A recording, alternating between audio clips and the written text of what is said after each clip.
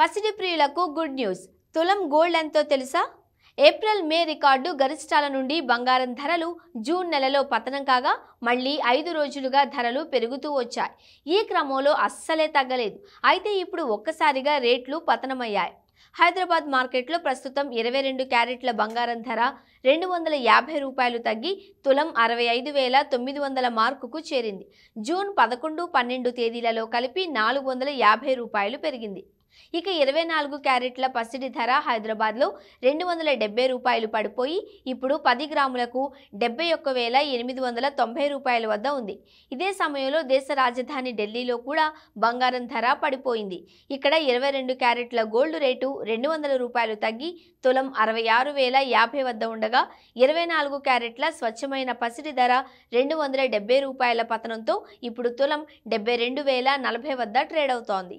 బంగారం ధరలు గత కొద్ది రోజులుగా పెరిగినప్పటికీ వెండి రేట్లు మాత్రం తగ్గుతూనే ఉన్నాయి. క్రిందటి రోజు 600 రూపాయలు తగ్గిన సిల్వర్ ధర ఇప్పుడు కిలోపై 200 పతనంతో ప్రస్తుతం 90,500 వద్ద ఉంది. ఇక హైదరాబాద్లో చూసినట్లయితే తాజాగా 200 రూపాయలు తగ్గి కిలోపై 95,000 మార్కు వద్ద ఉంది.